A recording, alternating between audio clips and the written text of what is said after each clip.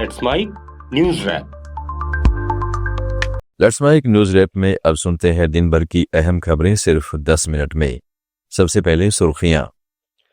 Unnao case पीड़िता और कुलदीप सेंगर समर्थकों में झड़प, पीड़िता की मां हुई बेहोश। कांग्रेस का 141वां स्थापना दिवस, वरिष्ठ नेताओं ने दी शुभकामनाएं। और अरावली पहाड़ियां मानने की नई परिभाषा, सुप्रीम कोर्ट करेगा सुनवाई। अब खबरें विस्तार से। उन्नाव रेप केस को लेकर जंतर मंतर पर प्रदर्शन भड़क गया। पूर्व भाजपा विधायक कुलदीप सिंह सेंगर की सजा सस्पेंड होने पर पीड़ित और उनके समर्थक विरोध में खड़े थे। इसी दौरान सेंगर के समर्थन में पुरुष आयोग के सदस्य आए और उनके हाथ में सेंगर का बैनर था। इस पर पीड़िता के पक्ष की योगिता भयाना ने विरोध किया। दोनों पक्षों में नारेबाजी और झड़प हो गई। पीड़िता ने कहा है कि उनके परिवार और गवाह अब सुरक्षित नहीं है। उन्होंने सुप्रीम कोर्ट पर भरोसा जताया और न्याय की मांग की। पीड़िता ने कहा है कि अगर सीबीआई ने समय पर कार्रवाई की होती तो मुझे इंसाफ मिल गया होता। पीड़िता ने कहा कि उन्हें सुप्रीम कोर्ट पर भरोसा है और वह हर महिला की आवाज उठाएगी। क्या कुछ कहना चाहिए? न्याय की मेरी यही मांग है कि मुझे सुप्रीम कोर्ट पे भरोसा है कि मुझे न्याय देगा और मैं अपने साथ में हर बहन बेटियों की आवाज उठा रही हूँ ताकि हर बहन बेटियों को हमारे से न्याय मिले।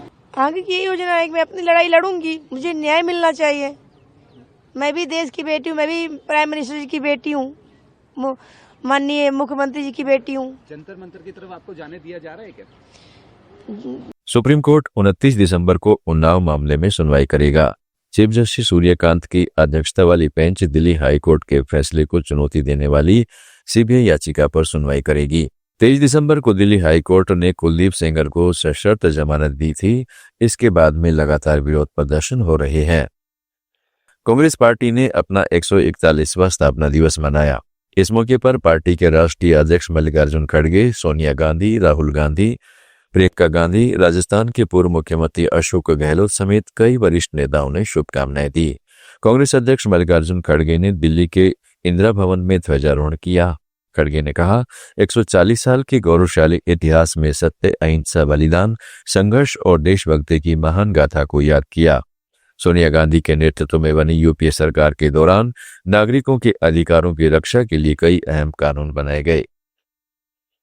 मैं ये याद दिलाना चाहूंगा कि सोनिया गांधी जी के अध्यक्ष काल में यूपीए सरकार में नागरिकों के अधिकारों की रक्षा का दायरा और बढ़ा। डॉक्टर मनमोहन सिंह के प्रधानमंत्री काल में हक हकूक आधारित अप्रोच के तहत कानून बने। RTI, RTE, food security, MNREGA, forest rights और भूमि अधिग्रहण जैसे ऐतिहासिक कानून बने, जिसको दुनिया ने तारीफ की। कांग्रेस की सोच हमेशा समाज को आगे ले जा। लोकसभा में नेता प्रतिपक्ष राहुल गांधी ने कहा है कि कांग्रेस केवल एक राजनीतिक दल नहीं बल्कि भारत की आत्मा की आवाज है। उन्होंने हर कमजोर, वंचित और मेहनतकश के साथ खड़े होने का संकल्प दोहराया और नफरत, अन्याय और तानाशाही के खिलाफ सत्य, साहस और संविधान की रक्षा की लड़ाई और मजबूत करने का भरोसा जताया। राजस्थान के पूर्व मुख्यमंत्री अशोक गहलोत ने एक्स पर लिखा कि भारतीय राष्ट्रीय कांग्रेस के स्थापना दिवस की सभी कांग्रेस जनों को हार्दिक शुभकामनाएं। स्वाधीनता संग्राम से लेकर आधुनिक भारत के निर्माण तक कांग्रेस का इतिहास त्याग, बलिदान और सेवा की गौरवशाली गाथा रहा है। कांग्रेस ने हमेशा हर वर्ग के कल्याण और समावेशी विकास को प्राथमिकता दी है। कांग्रेस नेता दिग्विजय सिंह के आरएसएस और भाजपा के संगठनात्मक ढांचे की तकनीकी प्रशंसा करने पर विवाद खड़ा हो गया है, जिसके बाद दिग्विजय सिंह ने स्पष्ट किया है कि विचारधारा के स्तर पर वह हमेशा संघ के विरोधी रहे हैं। उन्होंने कहा है कि गांधी के हत्यारे गोडसे की विचारधारा से कांग्रेस को कुछ भी सीखने की जरूरत नहीं है।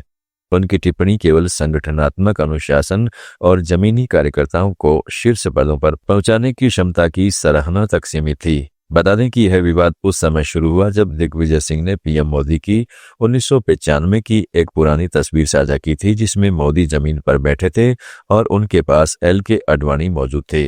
उन्होंने इसे संगठनात्मक अनुशासन के उदाहरण के रूप में दिखाया। अरावली पर्वतमाला से जुड़े विवाद ने एक बार फिर तूल पकड़ लिया है।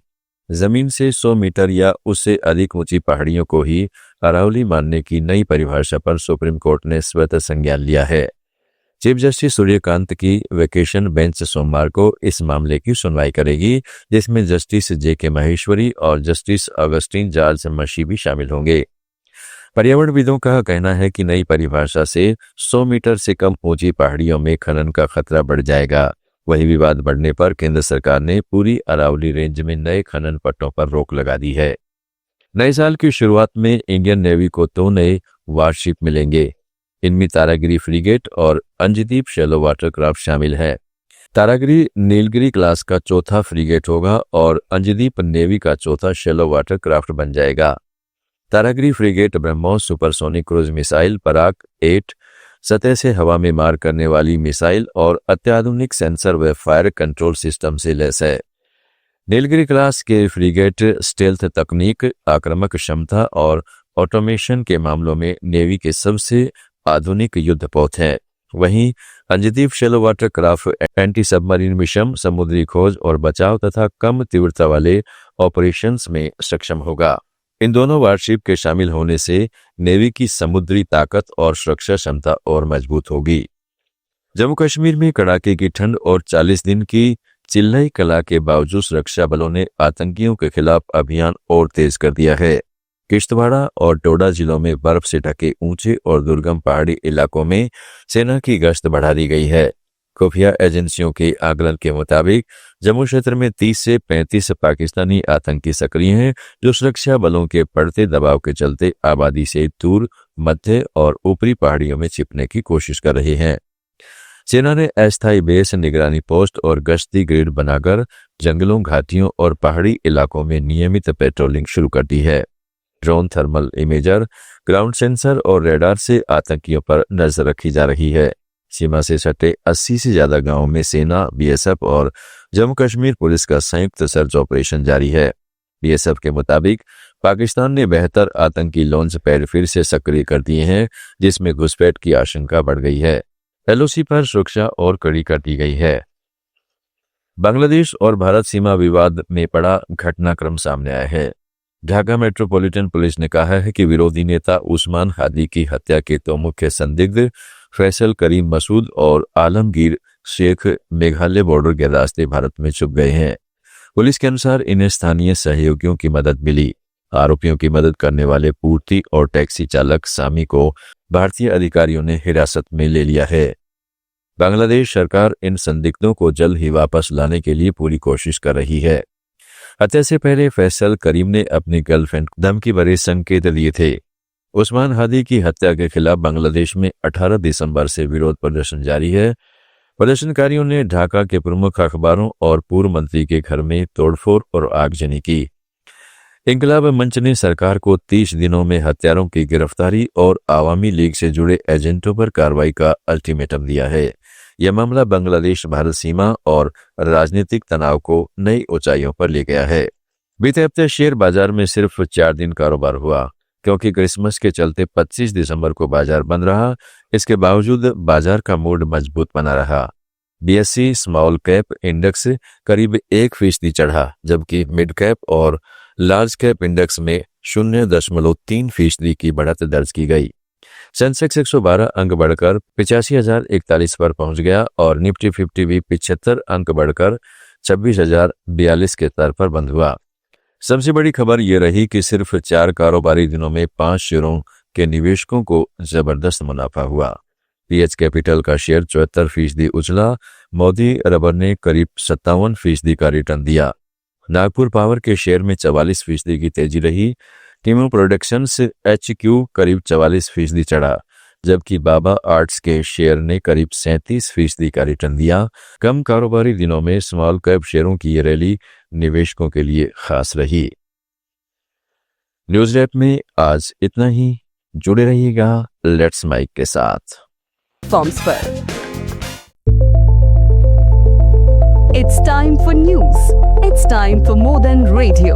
Presenting the first radio news app, Let's Mic. Let's Mic, a news-based app on your phone where you get to watch and listen news, talk shows, interviews, radio show podcasts. On Let's Mic, you get all relevant